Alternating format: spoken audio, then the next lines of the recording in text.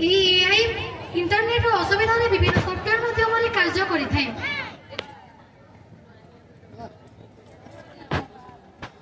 AI व्यवहार संपर्क में आलोचना करने पूर्व प्रथम आम एआई परिधि दृष्टि निक्षेप करवा। एआई व्यवहार परिधि में एआई इतिहास, एआई धारणा और कार्यप्रणाली, एआई प्रजुक्ति, एआई लाभ और एआई जनित चिंता रही। आपण मन में प्रश्न उठुव जे एआई इतिहास कौन। पुराण में वर्णित जे श्रीकृष्ण सुदर्शन चक्र हो कि दशरथ शब्दवृद्धि बाण हो कि आज एलेक्सा हो एगुड़िक स्वयंचालित कार्य करुच्छे। ठीक से 1950 मसीह डार्थ माउथ अवलंबन को एआई जन्मस्थान बोली कहुए। ठीक से Alan Turing, Marvin Minsky, John McCarthy computer वैज्ञानिक मैंने एपरी उपाय अवलंबन करते जहाँकि शिखिपारे और चिंता करें। मानवीय बुद्धि बड़ी लर्निंग बा शिक्षण, रीजनिंग बा तर्क, परसेप्शन बा धारणा, प्रॉब्लम सॉल्विंग बा समस्या समाधान एवं एक्शन इत्यादि स्वयंचालित कार्य करते। तेबे आमे माने जानिबा लर्निंग बा शिक्षण कोन। लर्निंग बा शिक्षण हेउची एआई सिस्टम गुडका विभिन्न तथ्य शिखि पारिबे एवं समय सहित सेमानकर कार्य दक्षता को मध्ये उन्नत करि पारिबे। तापर रीजनिंग बा तर्क, एआई सिस्टम गुडका विभिन्न तर्क और नियम पर आधारित कर निष्पत्ति नहीं पारे। समस्यार समाधान बा प्रॉब्लम सॉल्विंग, एआई सिस्टम गुडका विभिन्न जटिल समस्यार समाधान करि पारे एवं वास्तव में करि पारिबा बोली विश्वास मध्ये करा जाउछि। परसेप्शन बा धारणा, एआई सिस्टम गुडका विभिन्न सेंसर तथ्य को व्याख्या एवं बुझी पारे जेपरि कि प्रतिछवि, वक्तव्य एवं पाठ्य। सर्वशेष धारणा धारणा बा एक्शन बा कार्य, एआई सिस्टम गुड़िक से निष्पत्ति उपर आधार कर भर्चुआल कि शारीरिक क्रिया नहीं पारे। एबे हमें आलोचना करबा केतेक प्रमुख एप्लिकेशन विषय सेगुड़िक होइछि हेल्थ केयर बा स्वास्थ्य सेवा, फाइनान्स बा अर्थ, परिवहन बा ट्रांसपोर्टेशन, शिक्षा बा एजुकेशन, कस्टमर सर्विस बा ग्राहक सेवा।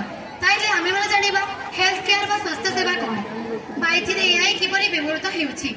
स्वास्थ्य सेवा बा हेल्थ केयर, एआई सिस्टम गुड़िक एथिरे चिकित्सा निराकरण, चिकित्सा योजना और रोगी सेवा रे एआई व्यवहृत हेउछि। जेपरि कि गोटे डॉक्टर नथिले मध्ये एआई जो चिकित्सा हे परिछि। तापरे फाइनान्स बा अर्थ, जालियाती चिन्हट, विनियोग विश्लेषण और विपद परिचालन रे एआई व्यवहृत हेउछि। परिवहन बा ट्रांसपोर्टेशन, स्वयंचालित जान, मार्ग ऑप्टिमाइजेशन और ट्रैफिक परिचालन रे एआई व्यवहृत हेउछि। तापर शिक्षा बा एजुकेशन, ऑनलाइन पाठ्यक्रम, स्वयंचालित ग्रेडिंग एवं एडाप्टिव पाठ्यक्रम रे एआई व्यवहृत हेउछि। सर्वशेष ग्राहक सेवा बा कस्टमर सर्विस, चार्टर्ड एवं वर्चुअल असिस्टेंट एवं भावना विश्लेषण रे एआई व्यवहृत हेउछि। तापर आमे एआई रो लाभ कोन आलोचना करिबा। The benefits of AI include बा एआई रो लाभ केते दूर संभव ताहा आमे आलोचना करिबा।